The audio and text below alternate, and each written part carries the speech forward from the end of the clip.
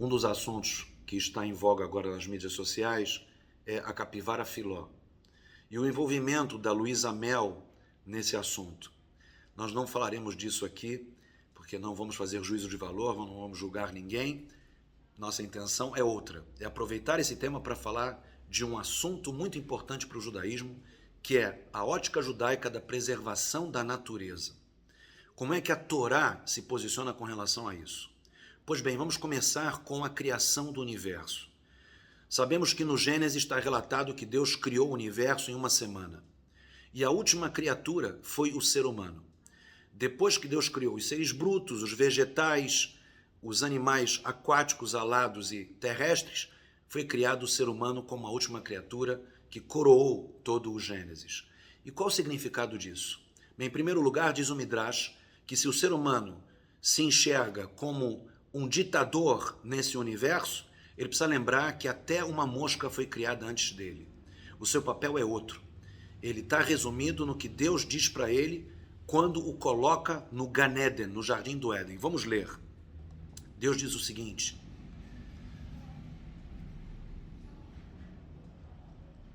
e o eterno Deus tomou o homem e o pôs no Jardim do Éden para cultivá-lo e guardá-lo. Há aqui dois verbos, cultivar e guardar. Eles representam esse equilíbrio do papel do ser humano perante a natureza. Por um lado, cultivar, ou seja, o ser humano tem direito de usar a natureza em seu benefício. Afinal de contas, toda a criação foi feita em função do ser humano. O ser humano é, metaforicamente, como o maestro, né, numa apresentação de um concerto, em que o promotor, que no caso é Deus, ele constrói uma casa de espetáculos, ele coloca lá os funcionários e constrói a plateia, as galerias, as coxias, o palco, a cortina, tem iluminação, as caixas de som, está tudo preparado, a plateia vem chegando para o dia do concerto, tudo pronto, os músicos todos lá, de repente tocam a campainha, abre a cortina, aparece o maestro, cumprimenta a plateia, todo mundo bate palma, se faz silêncio e aí começa o concerto. O ser humano é um maestro e ele tem que apresentar uma música belíssima para que todo mundo no final bata palma. O papel do ser humano é de ser responsável pelo universo que Deus criou. Isso está escrito no Midrash de uma maneira maravilhosa. Vamos ler agora esse Midrash Kohelet, um Midrash sobre o livro Eclesiastes do rei Salomão. Quando Deus criou os primeiros seres humanos, os conduziu ao redor de todas as árvores do jardim do Éden e disse: olhem para as minhas obras, veja como são lindas, como são excelentes. Por sua causa eu criei todas elas. Cuide para não estragar e destruir o meu mundo, pois se o fizer, não haverá mais ninguém para consertá-lo. Então, nós temos esse resumo do papel do ser humano diante da natureza, o de poder aproveitar todos os benefícios que ela traz, em todos os aspectos. E o ser humano, sim, é prioridade com relação a todas as outras criaturas, mas ele deve fazer isso com muita responsabilidade, com muito cuidado, com muito carinho. Esse é um midrash muito carinhoso. Agora, vamos dar alguns exemplos de como é que essa responsabilidade é colocada na prática. Em primeiro lugar, vamos citar a passagem bíblica da segunda parashá da Torá, de Parashat Noach. Noé teve que construir uma arca de 75 metros de comprimento e 15 metros de altura. Os nossos sábios nos ensinam que essa arca era dividida em 3 andares, 5 metros para cada andar. No primeiro andar, o superior, Noach e sua família, sua esposa e seus 3 filhos. E toda comida, todo o alimento e toda bebida para ele e para todos os animais que ficavam no segundo andar. E o que era o terceiro andar inferior? Era para os resíduos, era para o lixo, para os restos de tudo que eles consumiram durante o dilúvio. E por que isso era necessário?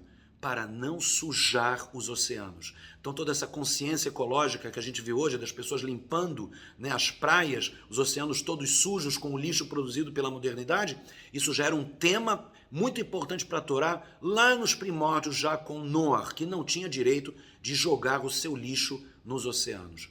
Agora vamos a preceitos práticos relacionados a essa questão ecológica. Isso, preceitos ligados a um assunto que se chama Tsar Balei Haim, a proibição de causar sofrimentos às criaturas. Então, um exemplo, a Torá coloca no Sefer Dvarim, no Deuteronômio, que é proibido arar a terra com 2 animais de espécies diferentes. A Torá dá exemplo, o jumento e o boi. É proibido arar a terra com o boi e o jumento juntos puxando o mesmo arado. Por quê? Porque são animais que têm forças diferentes. Um, que é mais forte, o boi, vai ter que praticamente arrastar o jumento, que por sua vez vai ter que acompanhar o ritmo de um animal muito mais forte, os dois sofrem. Proibido amarrar a boca do boi quando ele está debulhando, que lhe causa muito sofrimento. Proibido amarrar um animal que lhe cause dor. Proibido que um dono coma, se alimente antes de alimentar seus animais. Proibido pegar os ovos ou os filhotes na presença da ave-mãe. É preciso primeiro afugentar a ave-mãe para poder depois pegar os ovos ou os filhotes. Então, vários exemplos que a Torá nos traz de cuidado e respeito com os animais. Se cavalos estão subindo uma colina e o peso da carga é muito forte, é muito grande, os donos, os que estão conduzindo os animais, têm obrigação de ajudá-los a subir essa colina. E assim, e por aí vai. Esse cuidado se estende também aos seres vegetais, ou do reino vegetal, e aos seres brutos também. Os seres brutos têm a proibição de Bal Tashrit, que quer dizer a proibição de desperdiçar ou destruir qualquer objeto sem que haja um benefício justificável para o ser humano. Então, como nós podemos ver, a Torá já tem essa preocupação de que o ser humano precisa aproveitar do mundo, mas cuidar dele com todo carinho, já desde o Monte Sinai, há 3.300 anos atrás. Reflitamos sobre isso. É isso aí. Tchau.